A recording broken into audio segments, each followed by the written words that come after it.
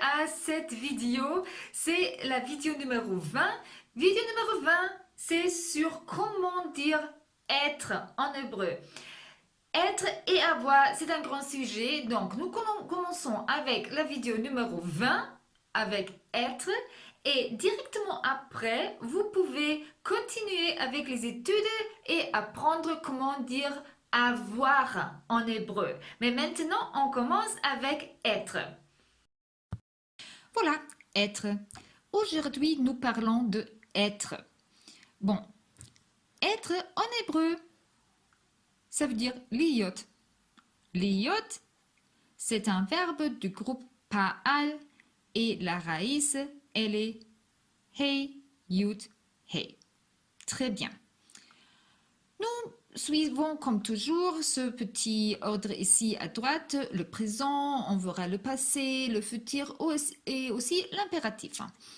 Si nous passons maintenant déjà au présent, il se nous présente ça. Ça veut dire rien. Oui, c'est vrai. En hébreu, il n'y a pas de présent. Maintenant, quoi faire?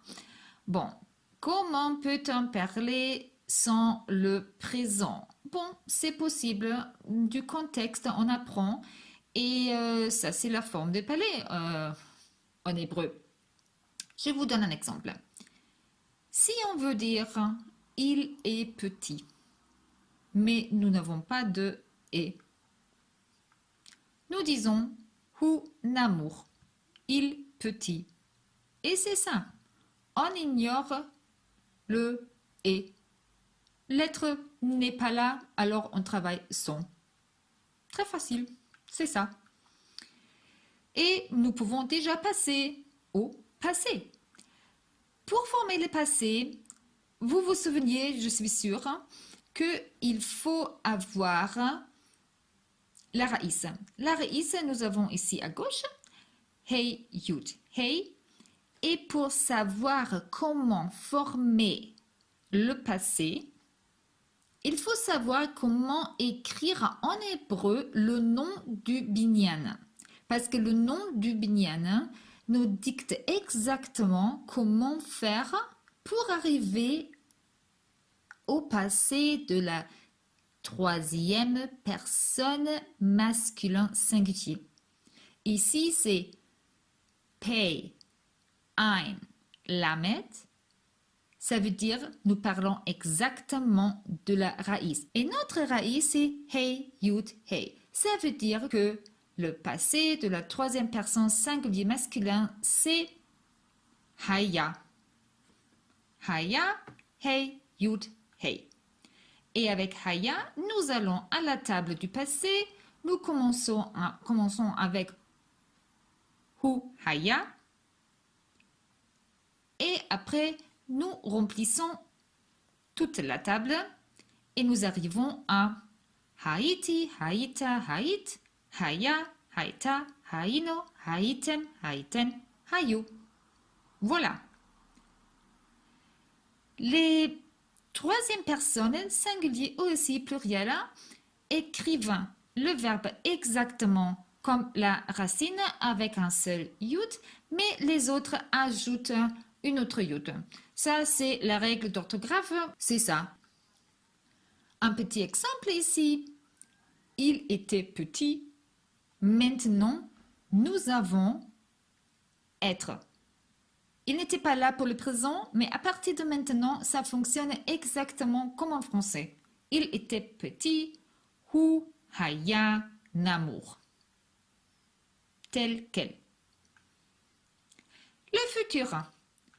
Pour le futur, nous avons aussi besoin d'une table, mais cette table aura aussi des préfixes et des suffixes.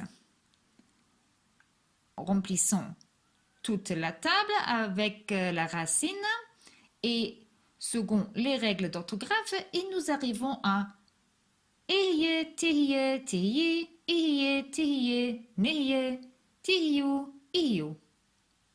Voilà. Ces deux tables que je viens de vous présenter, Ça veut dire du futur et aussi du passé. Ces deux tables de Eliot, je vous prie d'apprendre et d'apprendre bien. J'ai commencé les deux vidéos avec être parce que avec être, on peut naviguer dans la conjugaison de avoir. Un dernier exemple, il sera petit ou y est namour, comme en français. Maintenant, nous sommes déjà arrivés à l'impératif et ici, nous faisons aussi une petite modification. L'impératif, oui, il existe pour Eliot, mais c'est quelque chose de technique. Ça veut dire on n'utilise pas. C'est officiellement l'impératif existe, mais il ne faut pas en parler. Pour exprimer l'impératif, on utilise le futur. Beaucoup de fois, c'est déjà le cas pour beaucoup de verbes en hébreu d'aujourd'hui. Et ici, nous retournons au futur pour exprimer l'impératif. Un exemple, comment peux-je dire « sois fier » Ce que nous cherchons, c'est la traduction de « tu seras fier ». Et avec ça, on peut exprimer « sois fier ». Tiye ge'e. Ge'e, c'est fier. Et tiye, c'est ce que je dis à un homme. Tiye, il, ça veut dire toi, comment, sois fier. Si ça sera une femme, tiyi.